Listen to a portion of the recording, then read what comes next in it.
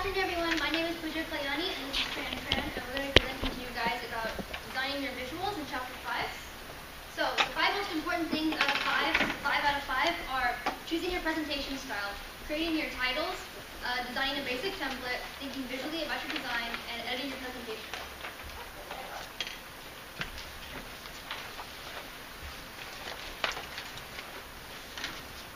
So, presentation styles. So there are two types of presentation styles. There are slides and decks.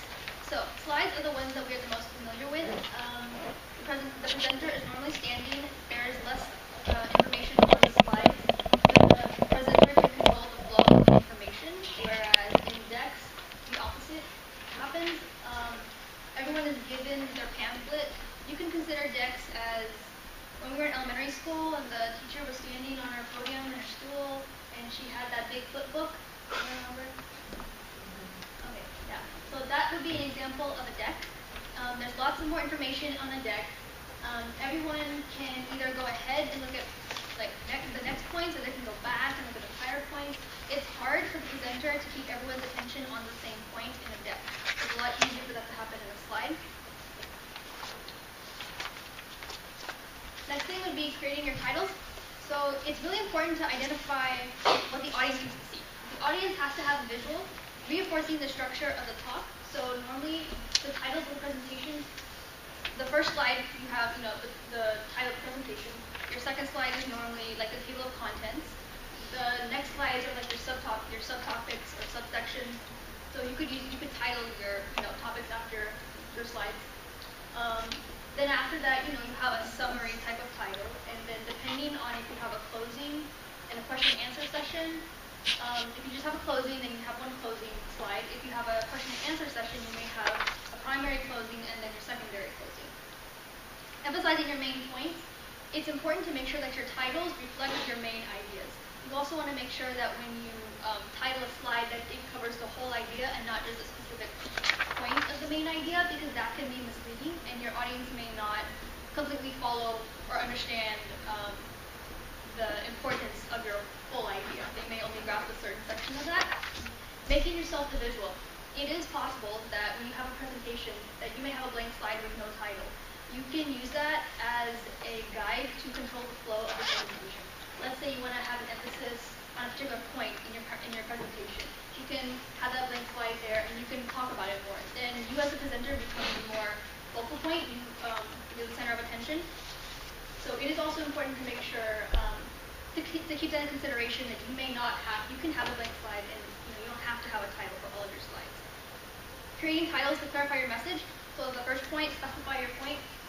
That ties back into the main message, same concept. You want to make sure that when you title things that you give the audience a sense of what's going on before you actually speak, before you talk about your first bullet point. For instance, let's say I'm presenting a graph about home sales. And there are two types of graphs. I have a graph that just says home sales as the title, and then I have a graph that says fourth quarter increases in home sales.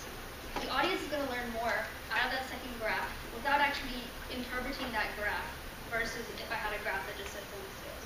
So making sure that you're very specific is also important. Speeding up information sharing. That also ties into specifying your point. The more specific you are, the easier it is for your presentation to flow with the audience on the same page. And there's less questions on clarity at the end of the presentation. Creating a standalone sense. So if Marie is watching my presentation and then she gets sleepy and falls asleep and then she wakes up and she looks at the presentation and she doesn't know where I'm at, so she reorients herself. And she's reading my slides, and my slides are vague and she doesn't know what I'm talking about, then that reflects as a bad presentation on me if my slides are not clear. Because it's natural for people to lose focus in a presentation, but they should be able to come back to the presentation and be able to read the slides and know roughly what the presenter is talking about. Because it is important to make sure that the presentation is understandable when the presenter is not there. For instance, when your professors post slides online and you go home and you study your slides, you should be able to have roughly the same understanding and grasp as if you were in the classroom. So making sure that your slides have a standalone sense is also important. Designing a basic template. So this is the third point. This is my favorite part. Establishing a color scheme. So there are three types of styles you should have. You should have a background. You should text color, and then you should have an accent color. So, make sure that there is enough contrast between your three colors. You know, we've all been in the classroom where someone has a presentation, the professor's presenting, and the background is like navy blue, and the letters are like maybe 2 shades lighter, but it makes it hard for you to read, especially in the lighting. So making sure that there's enough contrast between your background and your text is very important. Make sure your accent color or your spot color is not a loud color. That could create an issue. Also making sure that your colors, be aware of your audience, and just note that there are different people in the room, there are different cultures, there are different religions, and some cultures may consider certain colors to be a problem, or they may signify something bad in their religion. For instance, like red in my religion, I'm Hindu, so red in our religion means beginning something new or something auspicious. For someone else, red may not mean that. Red may mean bloodshed or something that's really gruesome. So just making sure that you're sensitive to that. Making text decisions. Making sure that your texts only have 1 or 2 fonts. Don't have a variety of fonts in your presentation. Most presentations have 1 font. Making sure that your font is readable. It used to be a trend where people would use Times New Roman. Now we've been switching to the more contemporary style of using, Arial, Calibri, Tahoma, something really big, clear, and bold. And don't add too much bolding or italicized fonts, or just making sure it's really readable. Choosing simple backgrounds and layouts. This ties back into the color scheme. Making sure that your background is solid. Don't use a pattern. It makes things hard to read, and especially if you have 3 colors going on, then it makes it even harder to read. So just making sure you have something simple that everything ties in together. Using a company template. If you are presenting to another company and you are from a different company or you're from a school, using your company or your school's branding is very important. It shows a sense of professionalism, and it makes the presentation have a sense of unity. And now I'm going to pass it on to Tran.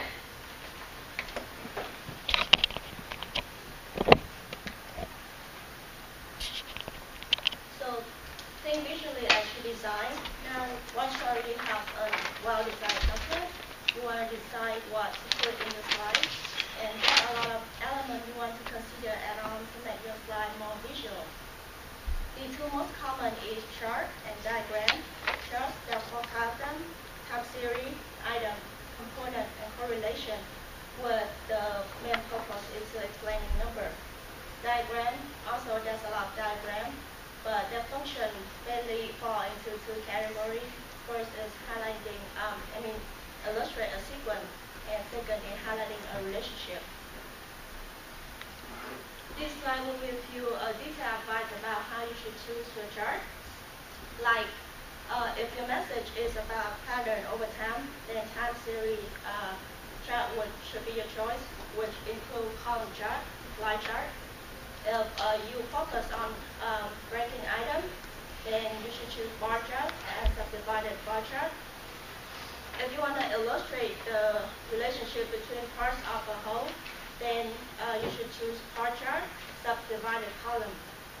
And lastly, the pattern between or among a variable would be effectively shown by dot chart or pair bar chart.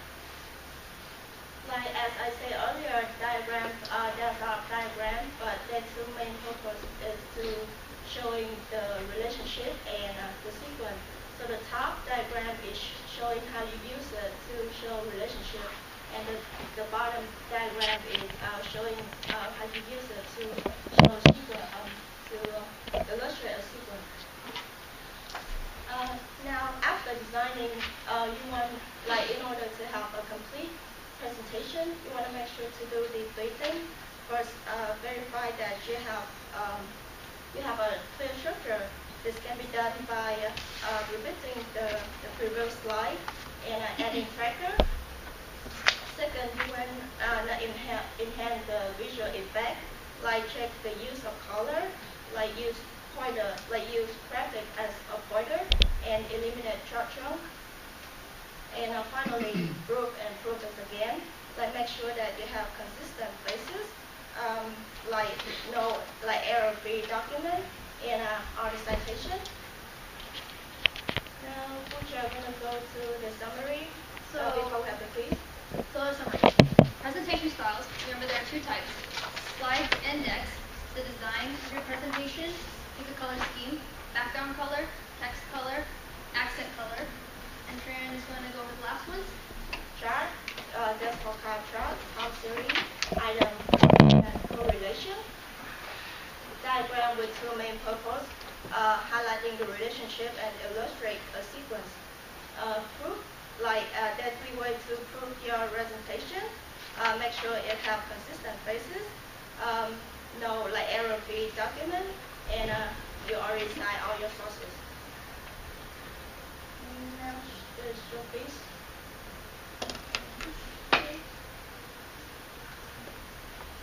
Will one of you read the quiz questions, please? So, here's question number 1. When establishing a color scheme, three types of colors that need to be chosen are blank, blank, and blank. The two types of presentation styles are blank, blank. Concept diagrams are used to illustrate and highlight, or illustrate blank and highlight a blank. Describe one way a presenter can improve their presentation. And two types of charts describe how they are